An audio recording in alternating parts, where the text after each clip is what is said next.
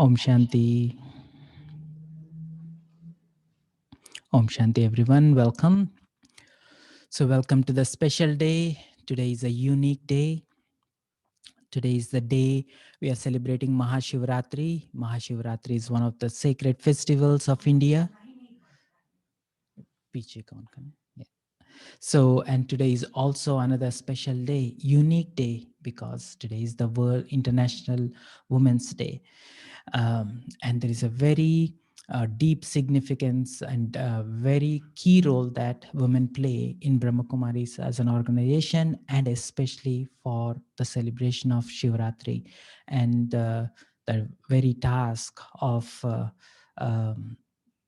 Mahashivaratri of Shiva that is fulfilled by the world mothers is very much tied up to Brahmakumaris.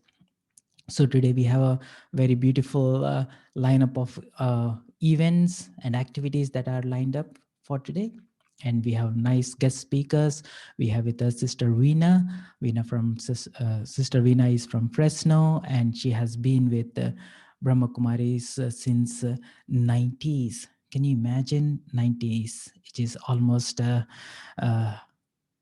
few decades. Every time I think about 90s, it is so deep. So Sister Veena has been with practicing this Raj Yoga meditation for over 28 years, almost 3 decades. She runs meditation classes and activities for the last couple of decades. She's a social worker. She's a teacher. She's a professor. She did a lot of work for the upliftment for the women in both in Bombay, both and also in Fresno, and especially her focus is more on those women who are really uh, at a low income, or those who are, especially in India, there is a caste system and who are untouchables and all other places where she really reaches out to the women who are in need of it. She did a lot of service there, and she taught a lot of people to inspire a lot of people to get into this field. And the uniqueness of Sister Veena is she brings spirituality into this practice of world service and uplifting the whole world together. So we have with us Sister Veena. So we can add Sister Veena. Sister Veena, welcome. So before we start our evenings, we'll start with a little invocation. So we have an invocation from by Sister Meher.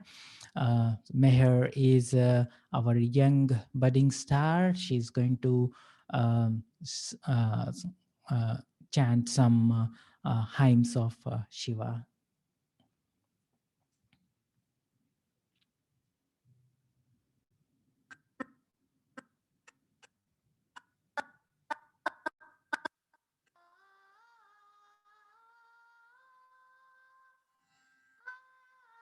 Can I do? Oh.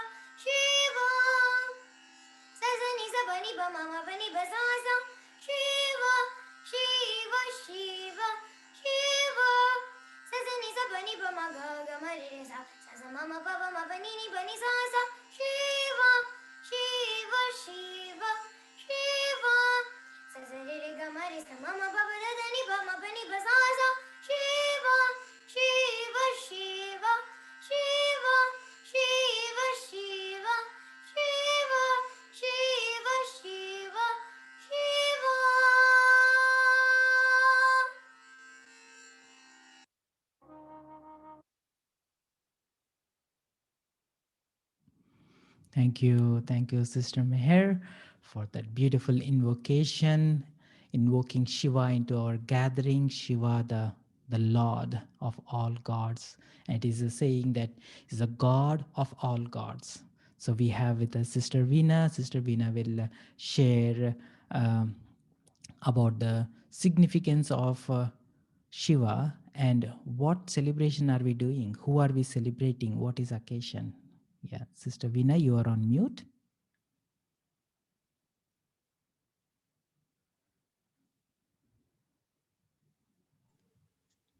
Okay, Om Shanti. Thank you, Harshavai, for this opportunity to share about Shiva. And yes, it's such an important festival in India.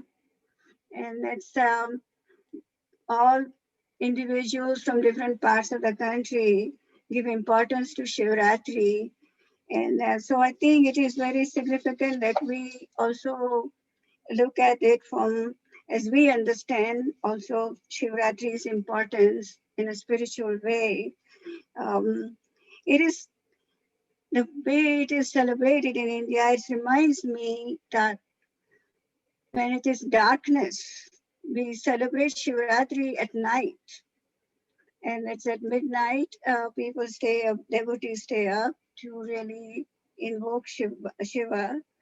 So it's a message I take it from that is that it is a time of darkness in the world. Is that's when we remember God the most, and that's when we want to really invoke Him and realize that when there's darkness, and we can think of that at the present time in the world when we are facing so many challenges as humanity. It is a time of ignorance or darkness, and so it is important for us to really take time to remember God. And we think of Shiva as so unique, as supreme being, Supermatma, supreme soul. And how he comes is also so unique. We worship him in the form of lingam and not as a deity form, because he is supreme soul and he does not take human birth. There's no date of birth as such as we may think in terms of Krishna or Ram.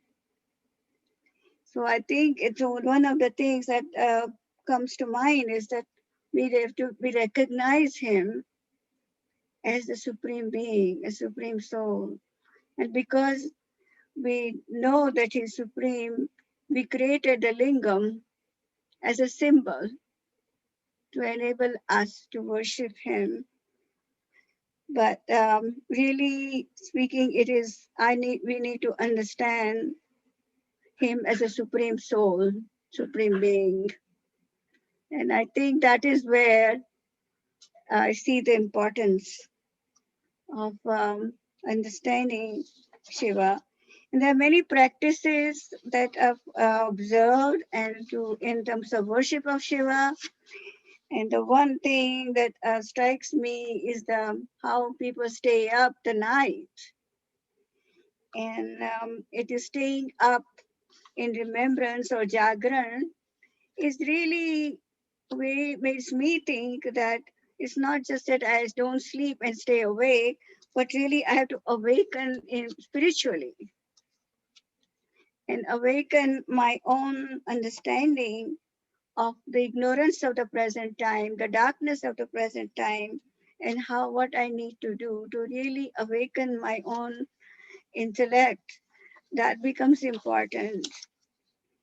The other practices has to do with fasting, and there are different ways that devotees feel very strongly about fasting and staying in remembrance of Shiva. The Hindi word for uh, fasting is vrat, and vrat really, I think, means determined thought. And the determined thought that I see is that I need to be free from negativities. The darkness that I may be experiencing in my life has a lot to do worry, sorrow, anger, you know, attachments. So those are the things that bring more darkness in my life. So when I observe the fast, and that's one of the things that I first learned from Brahmakumaris, that if you want to fast, keep a fast 1 week of being free from anger. And so that is a very powerful message because I have to really change my thinking and be able to really go beyond.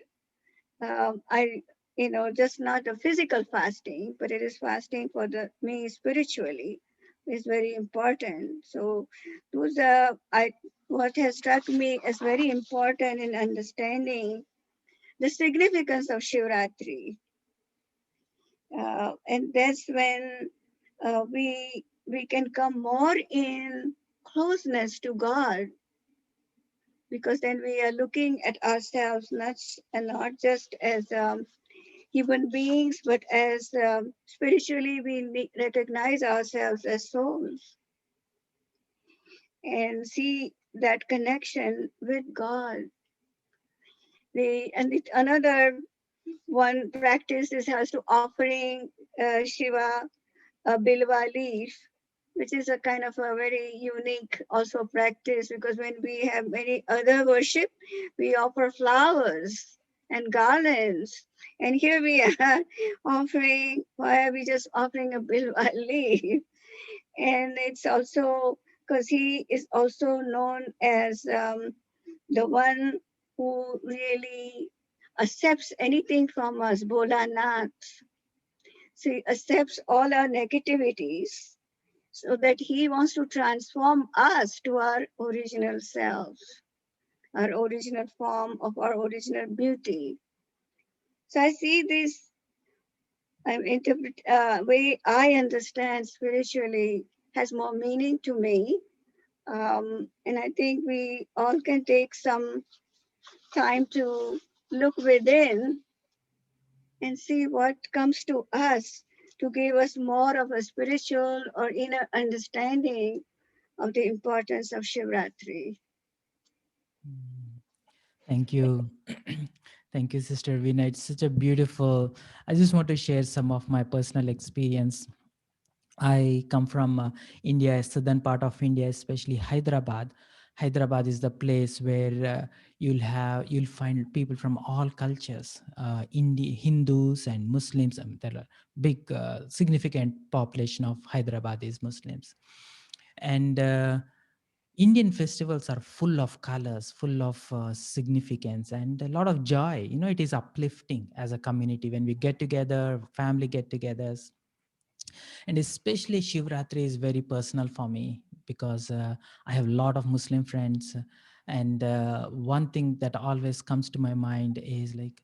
Um, there got to be something common across all of us, and especially Shivratri, when I see there is so much common between the practices that are done in Muslims and Islam, and also in Shivratri. There's a fasting. If you look at Muharram, Ramzan, they do fasting for 40 days, and then here we do fasting for a whole day. And then there is a practice of fasting every month in Hinduism also. And other thing about the qualities of Shiva, which I feel it is so common, only thing that is differing is language. Here it is in Sanskrit, there it is in Arabic. That's all it is. If you look at, they say God uh, is when we use the word called Shiva is Nirakari, so he does not have a physical form. And Muslims are very deep in their heart, they believe in that, and that is Allah. And then if you look at all the 99 attributes of God which is described in Quran, it's very much in line with with all the names that we have given to Lord Shiva, right? So one of the things is we call Allah is Rahman, and then we call Shiva means benevolent. Shiva is the merciful God. Same thing with Christianity. When we say God is the merciful one, God is the truth, God is the love, right? In how do we describe Shiva? We call he Satyam. It is truth. God is truth. Sati, God is Shivam. He's benevolent one. He's the merciful one, and God is also the most. Um, he is the savior in a way, right? And that is why we want to connect. And then this common understanding is there all across, and this is why Shivaratri is so personal for me. Is it brings me closer, not only to each other, but also it is so much consoling. In the name of really God, there is so much happening around, but Shivaratri, especially all the practices, it brings me closer to the whole family. And it's really personal for me. And then I used to do all this jagaran and all of that, and it is so fun, especially family get together. We have bhajans, we have chit chat, and especially at a spiritual note.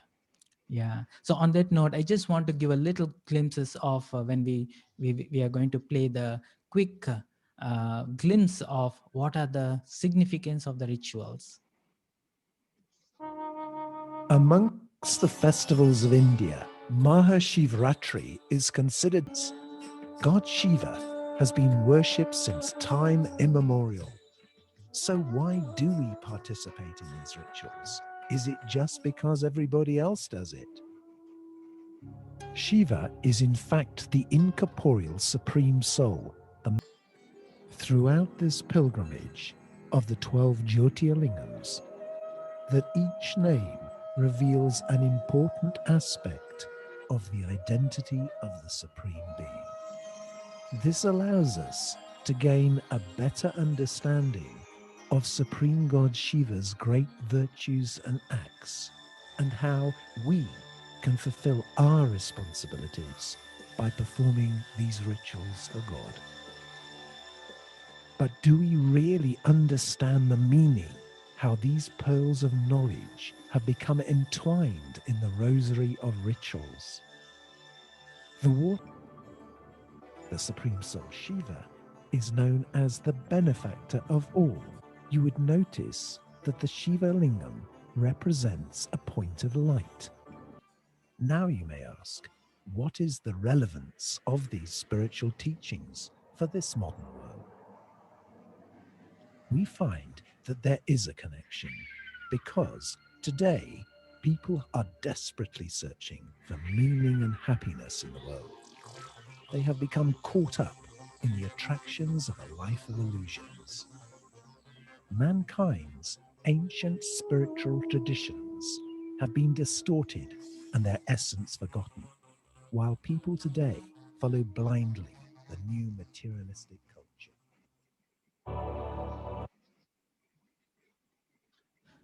So you can see there is so much resemblance in some of the beliefs behind the rituals that are practiced, and some of the things that people from different cultures practice. So so now one of the things that we want to which made me personally drawn towards Brahmakumaris is it's not just celebrations, it is not just doing the rituals, but there is a practical aspect connected to that, and especially very relevant at this point of time. So the world is going through the major transformation. It is not just the common understanding across all beliefs and cultures, but what is the call for action and how is going to happen. Everyone understands that there's a major shift that is going to happen, and what is the role of God, and how do we connect to God, how do we take power from God, how do we go through this process. And Savina Ben, would you like to elaborate a little bit on how is the beauty of God going to be revealed?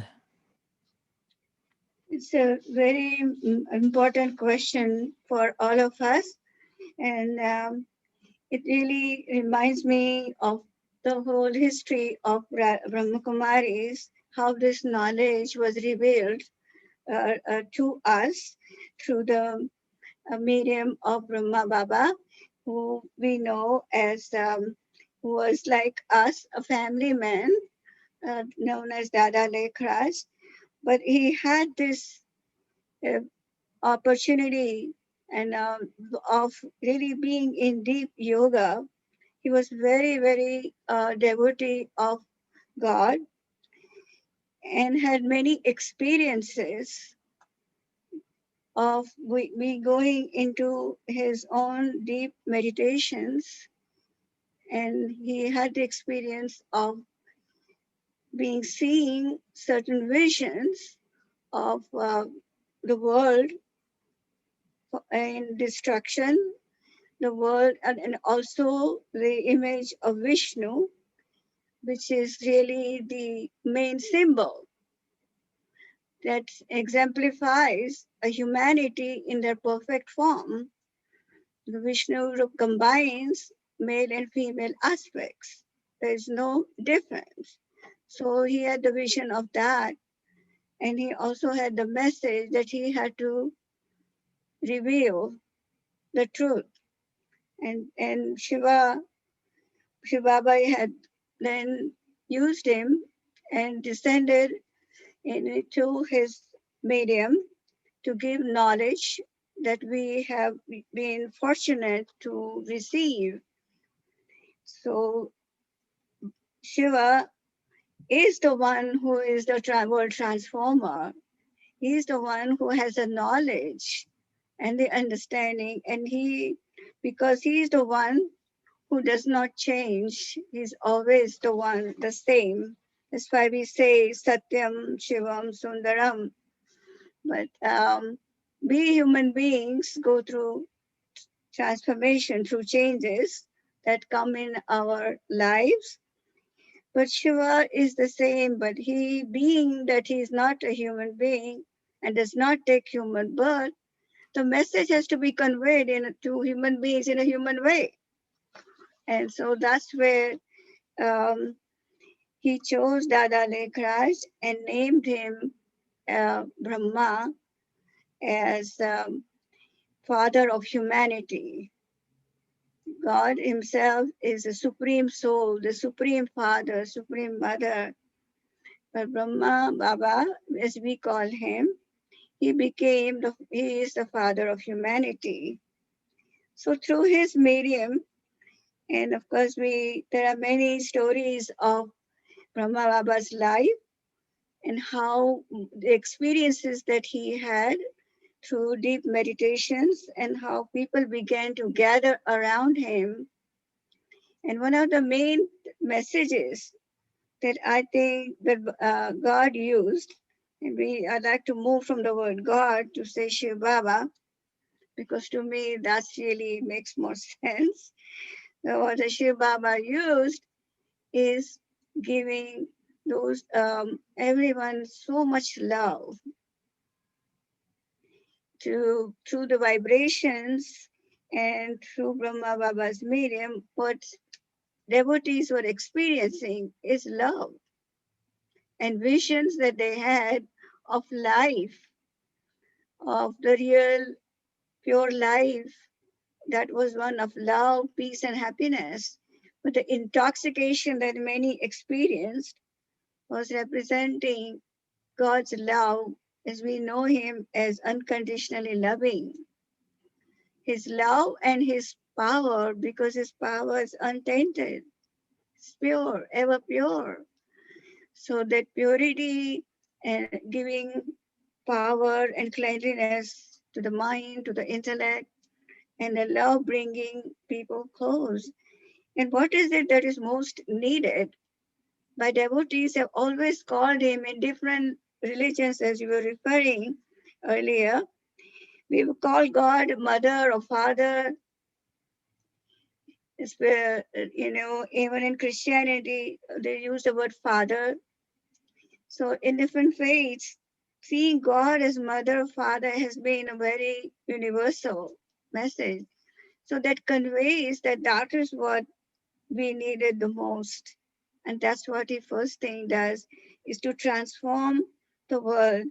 He wants to first transform his children and bring them closer to him. and by giving them the experience of pure unconditional love. So I think that way the transformation happens. And Brahma Baba's role, he was also very unique. That's one thing about Brahma Baba that I felt very strongly, is that Baba was very clear of his role. He never called himself guru or teacher. He always said, I am also like you, a student. You can call me Dada, like older brother, but I'm not the guru. The teachings are from Shiva, the teacher. And that message struck me because I get so involved in life with gurus. And this was a very powerful and honest message that really touched me a lot. And I felt like the more we understand, the more it becomes clear who Shiv Baba is and who Brahma Baba is. And I think that distinction takes sometimes time to process, but there is a very clear understanding of how Shiv Baba gave knowledge through him. Thank you. Thank you, Vinaben. That is so beautifully explained. So I always used to think about how is this transformation going to happen? So one thing that always comes to my mind is like, okay, let's just step back and then watch what is actually happening, right? So when we see so much sorrow, there is so much suffering, right? It is a sense of pain, it is a sense of suffering every human being is going through. If you see the violence that is happening out there, a violence is triggered out of a pain. A conscious being is going through pain and suffering. When somebody is going through a pain, they share that pain with others, and it comes out in the form of violence, right? And violence triggers more violence. A war cannot bring end to the all wars. Like at one point they said, like, oh, this is the war that ends all the wars. No, this is a war that started more wars. The World War II is the that's what they said. So but if you actually see, there is, where did all of this violence coming from? There is a deep pain in the human consciousness, right? So to heal that pain, it has to be love. It has to be love, right? So how can I share love when I myself am not feeling loved, right? And that is a dilemma. It always get caught up. But one thing that I really are grateful for, the teachings that I learn here, is when I am when my consciousness is stuck in conditional version of love, right? So when I get somebody treating nice to me, that makes me feel good. That is a conditioned version of love. As long as I am going through this conditioned version of love, when that conditions are not met, I am default going into the pain, right? So I always used to churn on this aspect of God, Shiva, as a bhokta, a karta, swayambhu, the one who incarnates by himself and then shares this love. And the love of God is never conditioned. There is no conditions applies to experience God's love. All I have to do is I have to accept. I have to allow myself to be loved. All I have to do is, in order to accept that love, I have to step out that conditioned sense of self, right? And then I was always used to wonder, like, how is this transformation going to happen, right? Especially I share my personal story coming from Hyderabad. We used to have this festival called Ganesh Chaturthi, where there is a huge processions that happen, and immediately after that there is another Muslim festival that happens, which is Muharram, and there are riots. Immediately after that there are riots. Every year I have been through curfews where shoot at sight orders, there is nobody on the streets, such a painful place. And I myself have lost some of my close friends, and then they were killed brutally in the name of religion, right? I used to think about like, how is this going to stop? Other person has a justification in the name of my family is killed, so I have to take my vengeance. And other person has a reason for doing what they are doing. And I have lost my own close friends at the age of 7 8 years. And I was thinking like, what happened to this guy? And then other friends said like, your Hindus have killed them. And then I have seen Hindus being killed. And and then I was thinking like, when is this going to end? Each one has a very strong reason to kill others. So, and that is, I mean, I have seen one curfew where I have seen a huge pile of bodies going just before my eyes on the streets. There is a huge riots that happened, and I was living in an old city where there is a lot of such things. So why I'm sharing all of this today is, what is the solution? And the solution is the love. And even in Christianity, when we say like, God is a loving God, God is a merciful God, God is a benevolent God, God is the one who is going to save the soul, right? And the main key thing that comes to my mind as a part of this world transformation is, the means is love. And he has to invoke love, he has to experience that love. Every human being has going through this conditional state of mind. So only one who is not conditioned is that one who is beyond. So only when I get in touch with that, I can feel that. And especially when I'm thinking about, how is he going to come when he is not from this physical world? And that is when I was so touched when I heard about the qualities of Brahma Baba. So Brahma Baba was so honest. He was so honest in his search and seeking for God's love.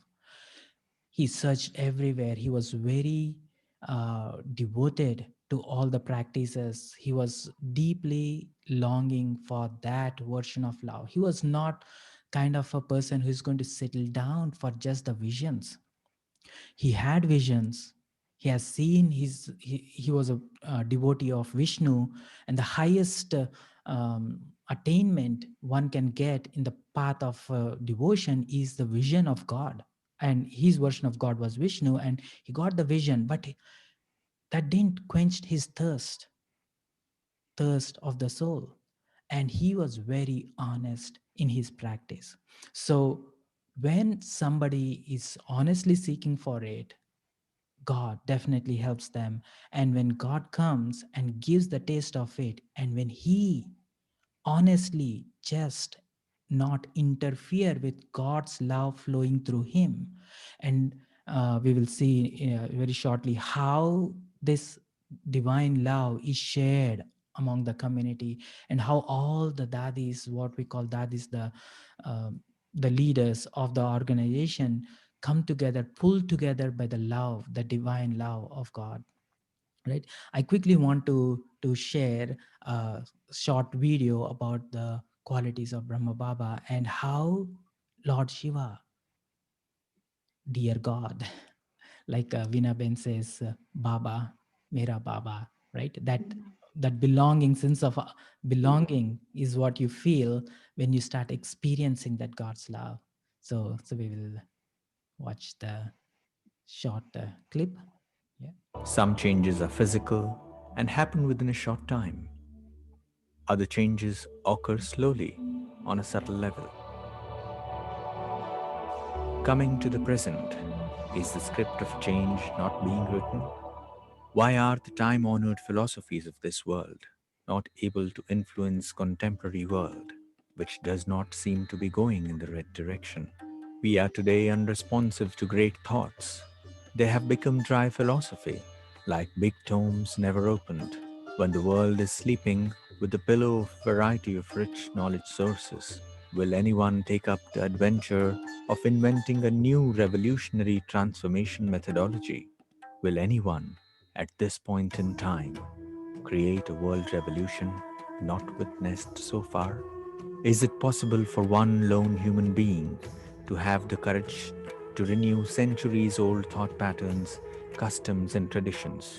Is there such a person who, in the midst of a life journey that was rich, fulfilling, and satisfying in all aspects, with loving relations, he began to get divine visions? It was at the age of 60 that Dada Lekhraj began to receive the gift of new vision for a new world from the Supreme Being. With a series of visions and revelations that lasted for several years, God raised Dada from the status of an ordinary householder of a spiritual inclination to the hero of a true world renaissance. The Supreme Being poured into the soul the deepest spiritual knowledge that had never been heard before. The Supreme Being elevated Dada Lekhraj's awareness to a level far above the physical of this body and the visible world, to a level beyond sense perception. Experiencing an incomparable joy, ecstatic at discovering this mine of new knowledge, Dada Lekhraj quit his lucrative diamond business. He began contemplating on the gems of knowledge that the Supreme Being was showering on him. To bring God's words to the plane of action, he began to practice experiments on himself first and shared them with his family.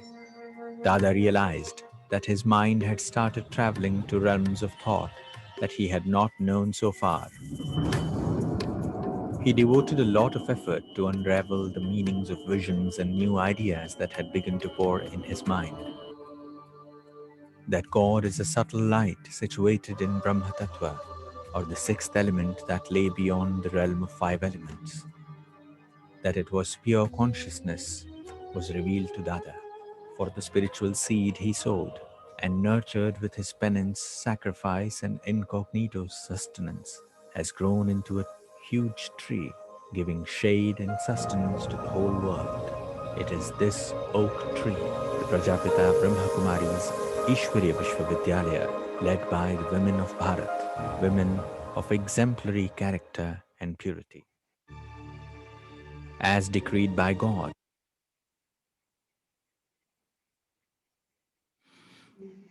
Thank you. It's such a. It's every time when I watch that clip, it always touches something deep inside me. Uh, so Vinay, Ben, would you like to share something about what is the practice that Brahma Baba did that gave him that experiences, and he ended up sharing all that he experienced? So what is the practices that he did?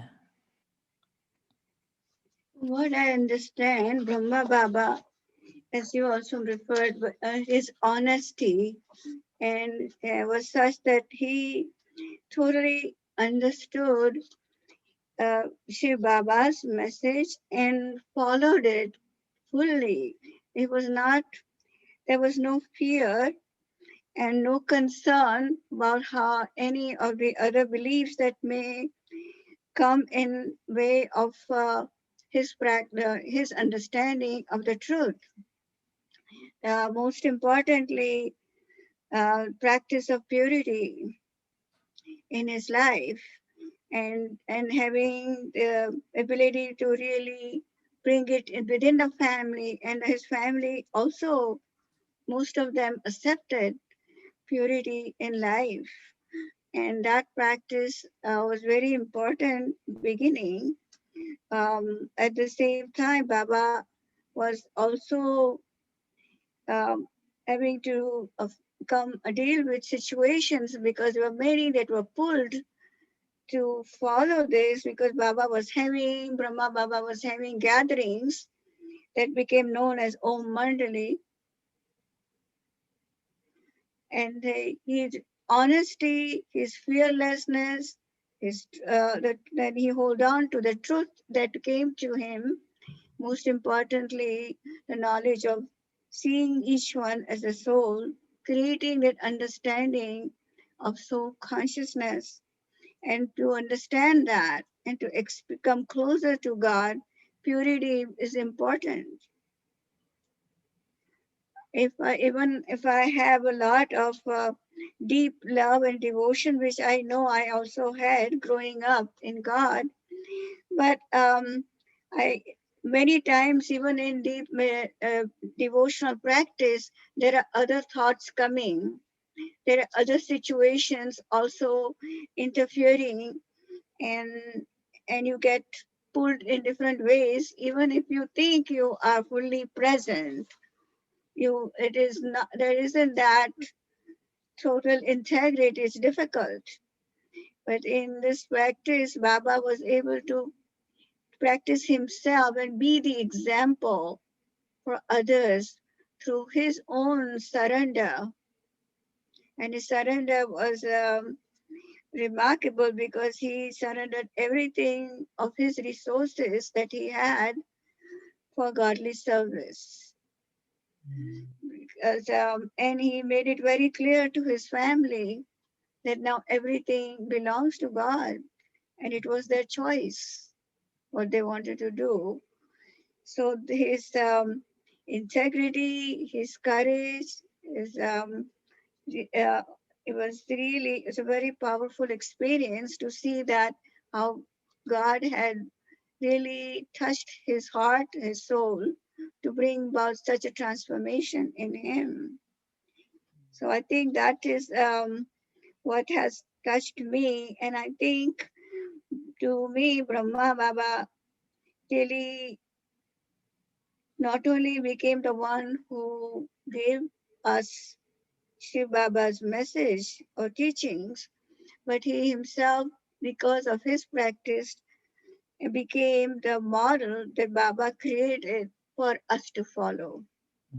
So I see him now that, of course, he's not in the body, but he can, because he reached a stage of perfection, he is an angelic form and can give angelic experiences. Um, and the one experience I just would like to share is that when I was new in this knowledge, that was in 1992, and I was taking it all in I didn't have problems, but and I was accepting and trying to follow and practice meditation. I had the experience of a vision that I saw, and I saw first a figure of like a father-like figure, but not the face, the back. And my first thought was, I'm seeing my physical, biological father who had left the body anyway many years back. So I didn't know why I was seeing him. And then I saw a little girl, and the figure is holding the hand of that little girl. And though it was, and I could recognize my own picture of childhood picture. And I immediately realized I was given the message, and that message I knew was coming from God, that you have this one.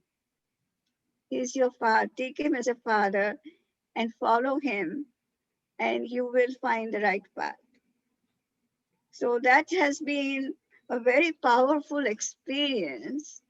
And I see in here how Brahma Baba had really become so transparent himself that he could then really be an angel and really give us that experience.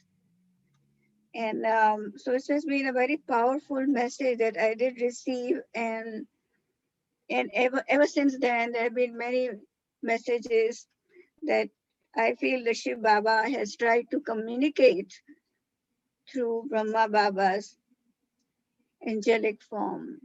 And of course, I didn't see him, but those who were in the beginning with Baba did have that personal experience.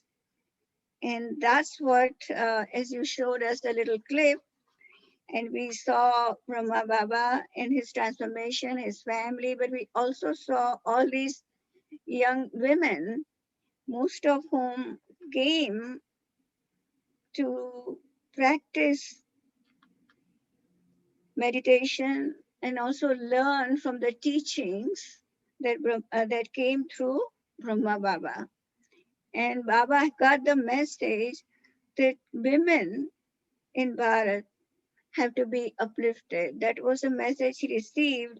And therefore, when he had surrendered all his resources, he made 8 young women, out of which the one main one whom we know and know as Mama, were the ones who designated to with all the resources and responsibility of creating the Brahmakumaris in organization, the discipline, the teachings. It was on their young shoulders, and he became the backbone to guide them. And that's a very powerful way that how Baba brought women forward, and the early stories that we know really represent how Baba took from Shiv Baba and gave so much love and understanding to all these young um, mothers and sisters and brothers who came and studied with him, how much understanding and patience and care he showed, which was some of it may not have been part of his early life as Dada Lekhraj, but that transformation is very, very unique and very powerful. That what Baba saw, God saw in him the ability to really give as he wanted it given, and the upliftment of women was very important because the world became divided. The duality came because we as human beings forgot our true self, and we only identified with our physical bodies and began to recognize differences. But in the world that existed before, the world of deities that we worship, there was no difference. All were the same. And that is what God's vision has been, to recreate the world that is the world that it was of peace, love, purity, and happiness. But He is not taking any other way, but transformation has to come within, internal. And so, through Brahma Baba's medium, he presented us how transformation began. And for us, daddies are really a powerful example. And I know that there are many who may not be part of Brahmakumaris, but have had opportunities to meet daddies and have been pulled by their love and their simplicity. So it's a very clear that although the goal may seem very high, but it is really very practical, very doable. Beautiful. Thank you. Thanks, Sister Veena, for bringing that topic of how and what, right? So we hear a lot of people doing a lot of uh, big transformations in the world, and but he shared his own technique forward so that others can take it forward. So especially the one part which you are calling out about the purity and how he surrendered, right? So you might have seen that in all cultures, in Christianity or in Buddhism or in Hinduism or in Islam, there is this practice of dedicating one's whole heart to the God. And you have seen so much so many people sharing their experience. If you look at the songs of Rumi, poems of Rumi, and he describes what he experienced in that ecstasy of love of God, right? For that he has to let go of a lot of things, right? And same thing in Christianity, they offer their whole life in the remembrance of God, right? And then same thing with in Hinduism. But one thing that really inspired me about Brahma Baba is this practice is not just at the physical level. The practice is at the conscious level. It is at the thinking level. It is at the feeling level. Thoughts are at least tangible. You can observe your thoughts. You can recognize, I shouldn't be thinking like this, I should be thinking like that. But you can get a hang of it. But when feelings are very slippery and very strong, right? And he practiced purity not just physically but deep in the mind and in the heart. And his sense of offering himself to God is so deep that we could not see the difference between when Baba is talking and when that divine energy is coming, is divine love is expressing through him. Even though I haven't seen Baba, I haven't met Baba physically, I have seen dadis, especially when you come one day. I want to share Dadi Janki, who was one of our favorites dadis. I went to her room. She was giving me a toli, and then it's a youth gathering, and then she was telling, especially the last years, right? We were in her room. So we was Gopi Ben was asking like, Dadi, what do you want us to do? What should we practice? And she gave such a loving drishti. The whole atmosphere in the room is transformed. We are so subtle, so much loved, so subtle, so pure. We felt as if we are in the subtle world. And after 5 to 10 minutes of that loving atmosphere she created, and she said, remember this, and remember the one who is giving this. And she shared that love, and we felt that. And I can imagine what Brahma Baba did to her when she remembers her own personal experience standing before Brahma Baba, experiencing God's love through Brahma Baba. And she says, you have to do the same. Stay in love, remember love, and go deeper, right? And it's so beautiful, it's so pleasant to have that yoga, what we call it's a love relationship with God himself. And I remember one sister Elizabeth was sharing in the context of the music. She was telling something about the musical bowls. Every time, if you have two musical bowls which are tuned to the same frequency, if you hit on one musical bowl, if it is humming, you can see all the musical bowls which are at the same frequency starts humming together, right? And it is as if like that, when Brahmababa became so subtle, so much absorbed in God's love, his loving presence started to resonate with all dadis. And daddy starts feeling that love. And now it's our that's what I think that's how the world transmission is going to happen. We start humming with the divine love, and everyone starts resonating with that love, and then the whole world is going to transform pretty soon.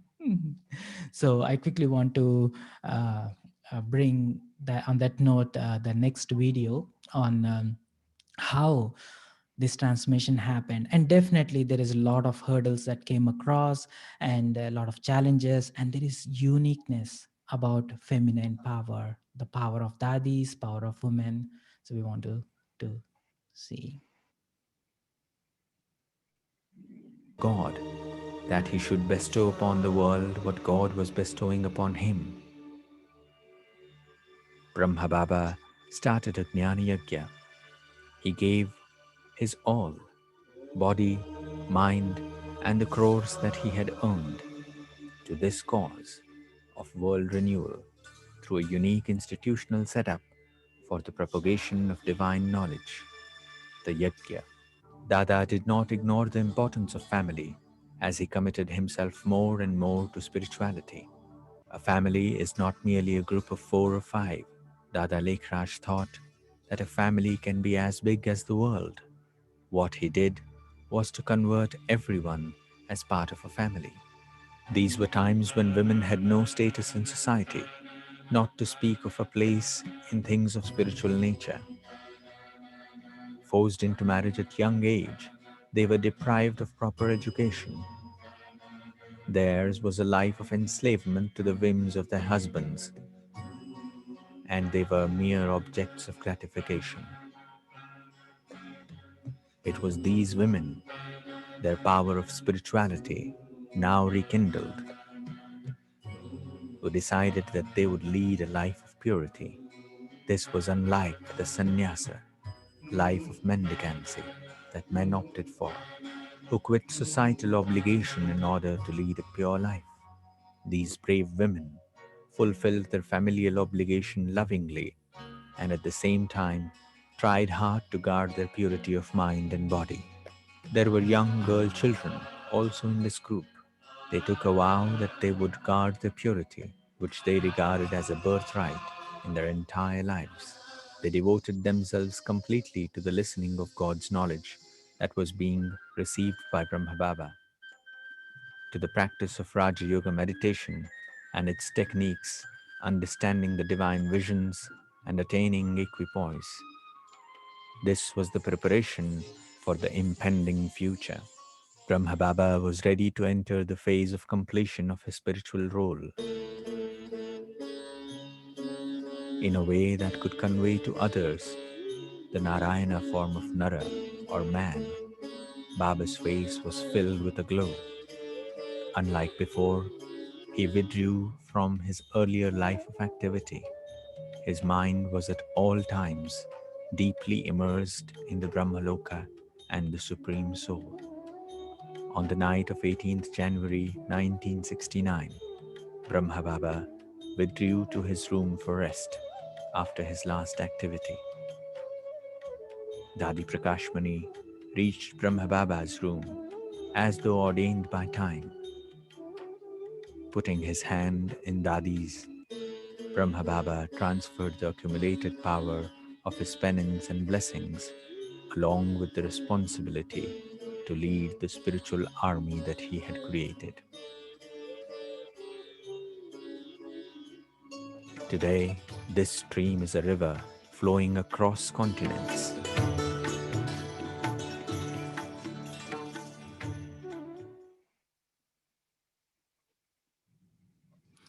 So that is the river of love that is flowing all over the world right now.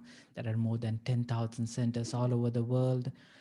We are fortunate to have Sister Chandru who came here like 40 40 years ago, almost 40 years ago, and she started that mahayagya.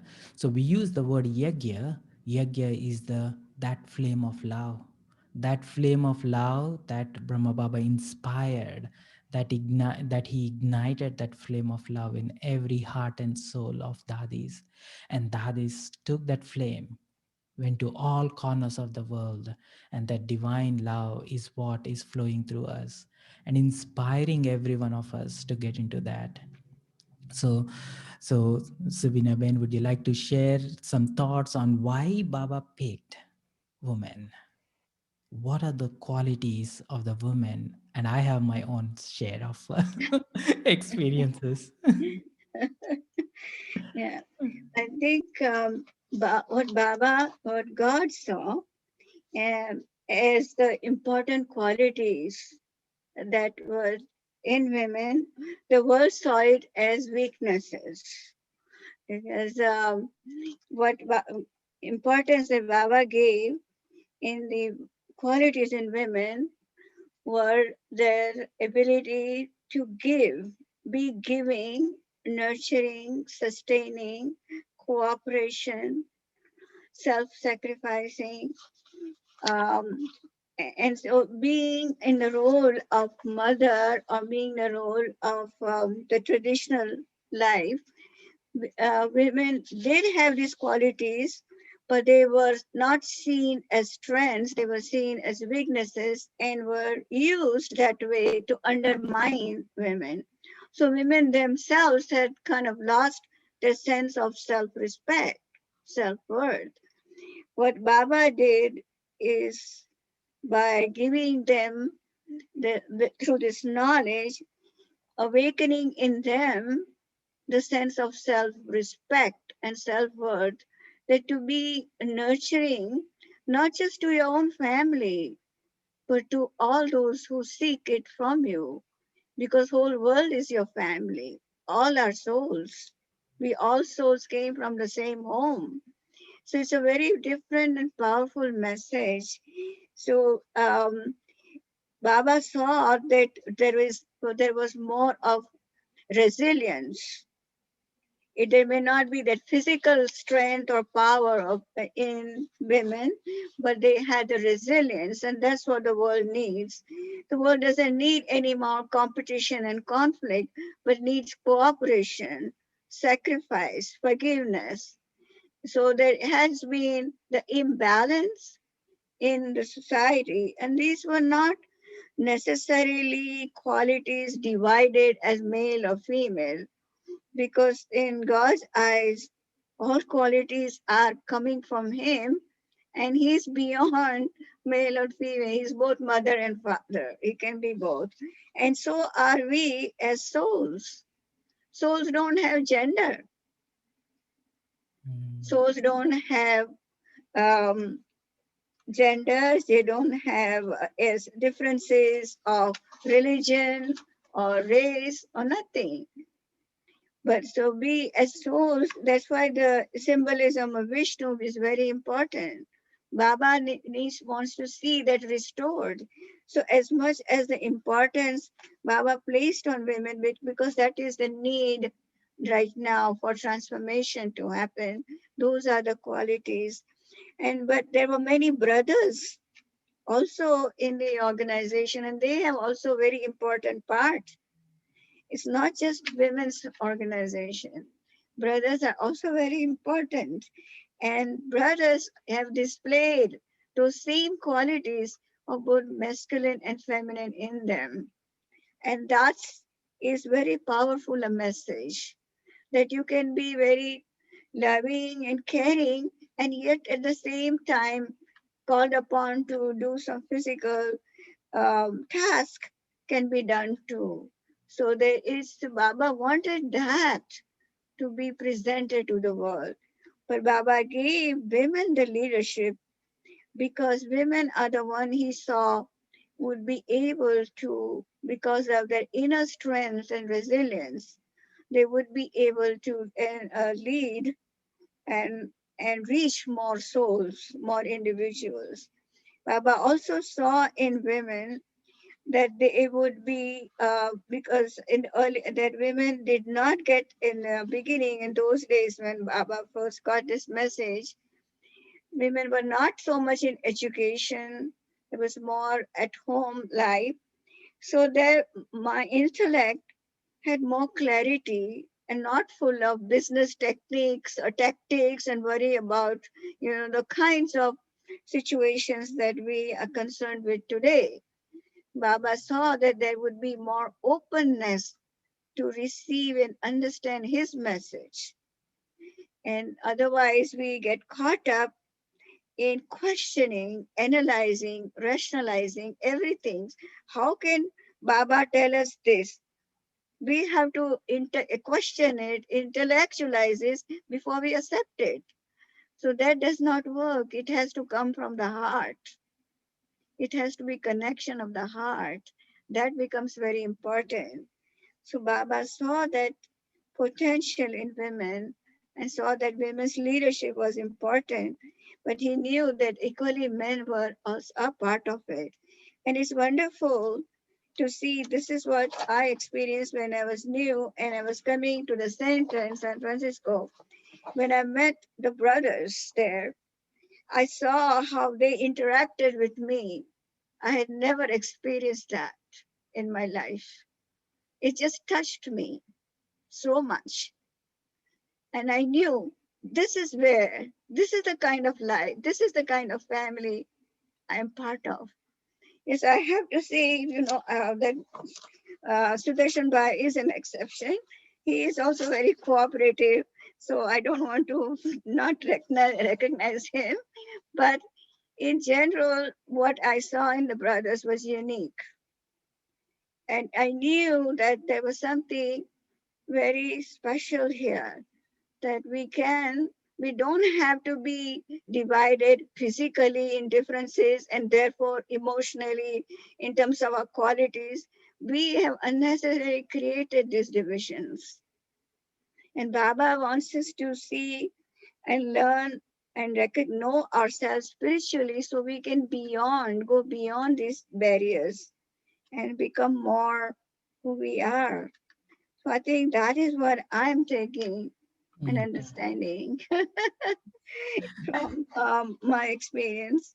And it becomes easier to really give love. It may seem like, oh, I have a family, and I do have a family, and there are family responsibilities, and there are never the message that you have to give up that. But you still are able to grow and expand and give that love to others. And it is that's what is becomes most important. Because today only I had a wonderful experience. Um, there are quite a few young women that are in contact with us. They're not necessarily following everything, but they stay in touch and they want to many times do meditation. And there are a lot of problems in their lives. So we talk about it, give knowledge, give understanding, but they're not ready to make any change. So I do not really worry about that. I just accept them as they are. And I sent everybody because through WhatsApp, Brahmakumaris are sending me so many different wonderful symbols. So because of Women's International Day, I just passed it on to some of them, and the kind of response I got, I felt we were finally making a connection. The soul was feeling love, and in few words, the soul was making me feel that yes, I'm getting something from you, and I love it. Beautiful, And that's what beautiful. one thing just happened today, and it made my Women's Day. Hmm. It's so beautiful. Thank you, Vinaben, for recognizing men also on this Women's Day. There is men in women. So, and there is this part of feminine qualities within men too. Yes, And it's so beautiful that especially when all of this thing comes together, that there is no men or women, there is only soul, there is only yes, consciousness, there is only love, right? And all that matters is love. Love is all that we want, and that love is all that we are seeking for. It's so beautiful. And one of the things that comes to my mind when, especially when Baba picked women, is I was thinking like, why women, right? Brahma himself is a man. So one of the things that came to my mind is when anything goes wrong, when I go through a pain, who comes to your mouth first? First you call out ma or mother or something, right? Even in your deepest dreams, if you have a nightmare, when you wake up, what are you shouting at, right? So you may say like God, or you may say ma, right? So either of these things, and especially coming from Indian background, most of the deities that I've been worshipping and are women. Right? There is this mata is there is, and then you'll see that unconditional love coming from the mother. And even psychologically, if you start seeing the how mentally and emotionally a person is strong is based on how much love they experience from their mother in that first 5 years, right? And mothers are the basis of the whole creation on this earth, right? And the basis of that creation is love. And that love, when it is deep and strong, the creation that is coming out of the mothers is strong. And that is where I felt that God has picked mothers. Now, is the time for new creation, creation of love. That love is what is going to bring the transformation. So that always takes me, especially when I think about my mom and the love, right? And so we have with us a very special guest, sister Sally. We call her sister. Sally has been with uh, she has served as a URI director, and she's a global consultant, uh, and she did a lot of work around interfaith and bringing communities together. And I have a lot of personal experience interacting with her. She comes from a place of love. She has a lot of respect for Baba and a lot of respect for the organization. So we want to hear from her the sharing. Well, hello, and greetings from my heart to Sister Chandru, to the BK sisters and brothers, and to everyone in the audience listening to this program. My name is Sally Mae, and I live close to San Francisco. And I've been a friend of the BK community for many years. And I'm honored to offer these words today to celebrate the Shivaratri Festival and the International Women's Day. And I want to thank Sister Kyoko for inviting me to create this video. So I believe it's an auspicious time. It's an awesome time to be alive. It has been called the time of the great turning, a time when consciousness is shifting. Former mindsets, ways of managing our lives, meeting our challenges and opportunities are requiring us to change.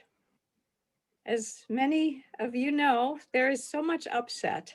There's uncertainty, there's fear. Overloads of information come at us. In the political world, there's been an undermining of honesty and divisiveness among not just here in the US, but so many places in the world. So, where do we place ourselves? How are we doing?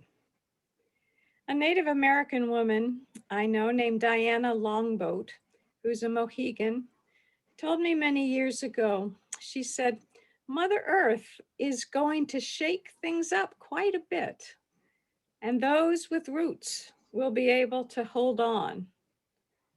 So I know that the BKs know that the place to be rooted is inside oneself, within one's soul consciousness, in loving relationship with Baba.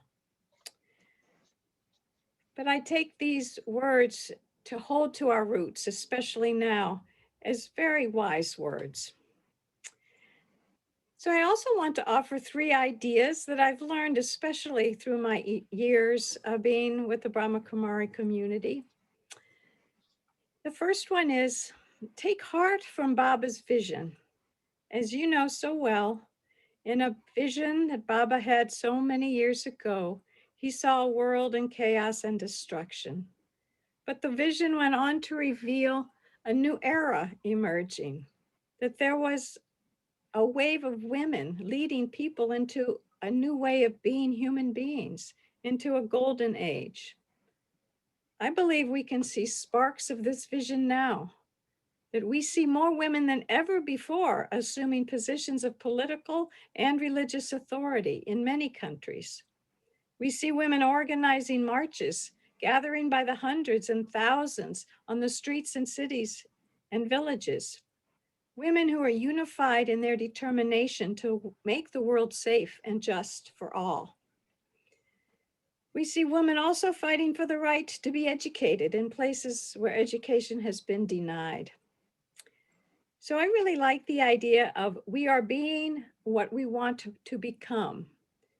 And I see that this time of turning is with us now, and that Baba's vision is materializing, perhaps now just in sparks. But I believe when we look, we'll see these sparks becoming waves of light. This brings me to the second idea, that we can take heart from the BK practice and belief in the power of incognito service. I learned this truth from the BKs over many years that powerful and meaningful change takes place in an incognito way, out of the limelight, under the radar, in almost an invisible realm. It comes in quiet ways, in ways that come from the purity of our own inner space, from our own loving intention, and from the guidance of our soul. Women know this very well. Women are people who, for centuries, have nurtured children, cared for those in need, nourished families by harvesting and cooking food, and giving service that is just simply not seen nor recognized. So, incognito love is powerful. It means loving a person who may never know you're loving them. It means feeling assured that your acceptance and forgiveness and pure delight in their well being will do more to help them than your words or your judgments or even your best intention guidance. So let's honor and remember at this time all the millions and the billions of women, women who were not famous in the world's eyes, but who sustained life with love and with caring incognito service. And now we come to the third idea I'd like to share with you. And this is a new one in my experience, and I call it the gift of sweetness.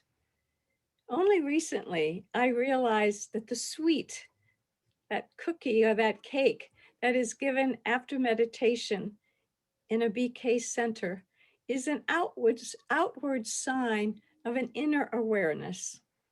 In meditation, I notice there comes an experience inside of me of kind of, I would call it an otherworldly sweetness, like a flower that's simply present in its beauty, or the awareness that one is protected and loved.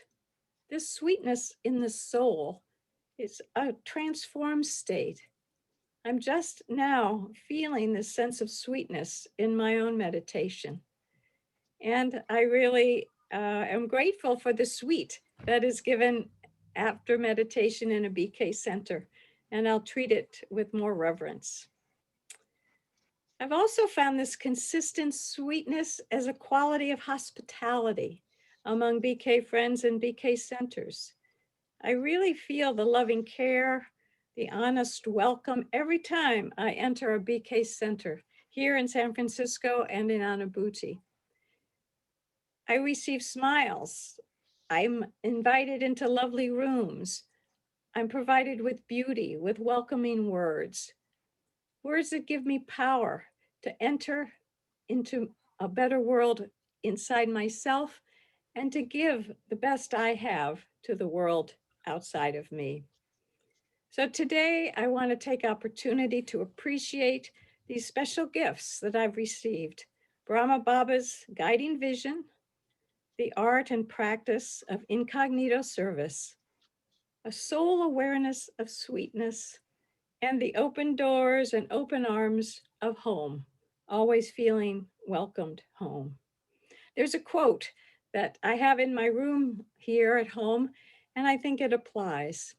It says, "Try imagining a place where it's always safe and warm.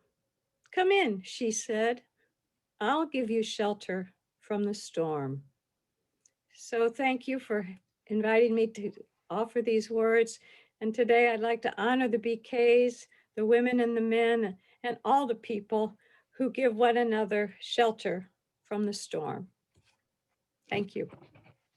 Through Raja Yoga,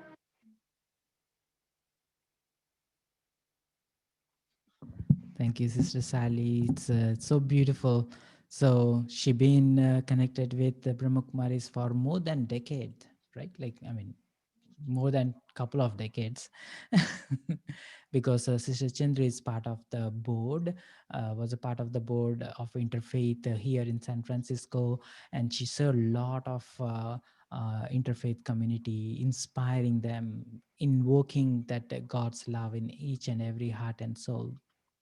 and and there's Sister Sally is one of those who got touched by that love, and then she still carries that love with her, and she's part of us now in a way. So on that note, now is the time to celebrate. Now it's time to celebrate that divine love with a unique meditation. And Sister Veena, do you want to share any thoughts before we wrap up, and then can you guide us into the meditation? And then at the end, we will play the short video.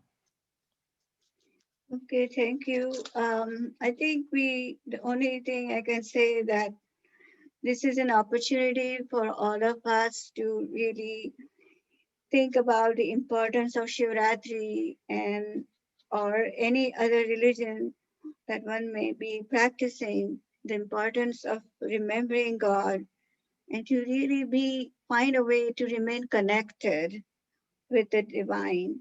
It's an opportunity to make that practice more consistent, more real for us. So I think we just have a meditation now to see and feel God's love in and what we focus on is really turning our attention within and reminding myself that I am a spiritual being. I am a soul, a point of light. I, the soul, give life to this physical body. I am a soul, and I come from the home of souls. I belong to the world of souls, the nirvana, paramdham, the soul world that is my home. And that's where is my mother and my father, the supreme soul. The point he too, like me, is light. I am light, a tiny point of light. So is each and every individual and our creator, our mother, our father, that we so long for is also supreme being, supreme soul. He too is a point of light. It is what I wish to do is to let go of all other concerns this moment, free my mind and see if I can take my mind, the power of my mind, see myself go beyond this physical world of sound and action, see myself in that home of silence, the soul world, where there is pure silence, pure peace, and I am there like a sparkling star, a tiny point of light, and so are all others. And beyond us is Shiv Baba, he too, a point of light, a diamond star, showering his light, his might upon us. He has his own way of reaching our heart. As I make this effort to connect with him, it's as though in his silent vibrations, his power of love, he's speaking to me. Oh, sweet child, you long lost child, come back into the arms of love, unconditional love.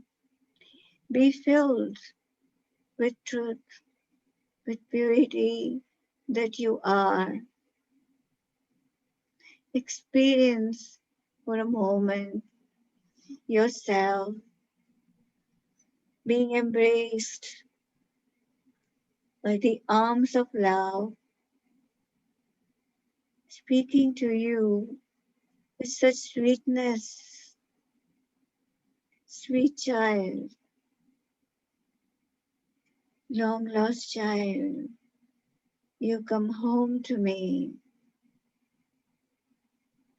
and I'm filling you with my love, my power,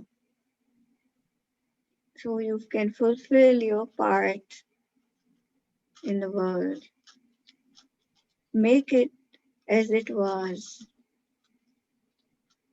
I have made the world heaven for you. Now I give you so much love, and you become the one to give it to the world. In silence, feel God's love, God's embrace, His vibrations. Feel absorbed, bathed in His love.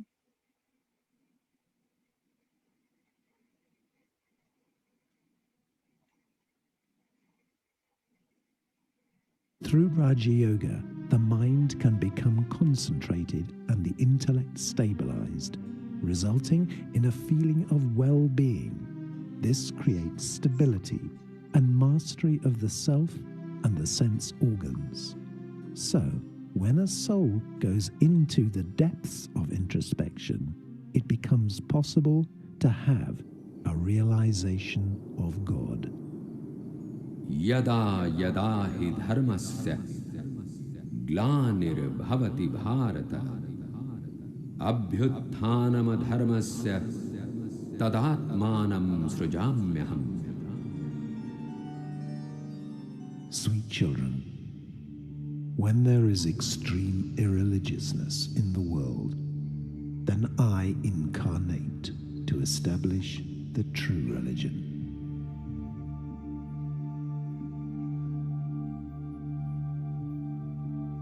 I am Shiva, the form of light, the Supreme Soul, the Supreme Father of all souls. At the present time, all human souls have forgotten me, their Supreme Father, and have come under the influence of lust, anger, greed, attachment, and ego, resulting in sorrow, peacelessness, and impurity. This is when I come and teach you easy Raja Yoga and spiritual knowledge, and give the blessing of liberation and liberation in life to all human souls.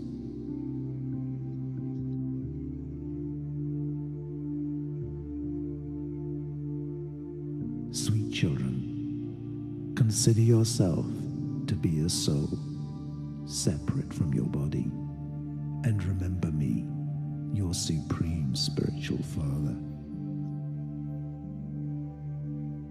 Through this remembrance of me, all your suffering and sin finished.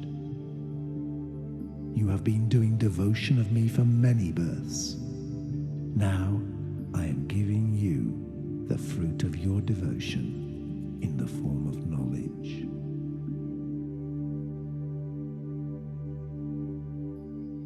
For this, I take the support of the body of an ordinary man, Prajapita Brahma. Through this medium, I establish the golden-aged world, which is your inheritance, your godfatherly birthright.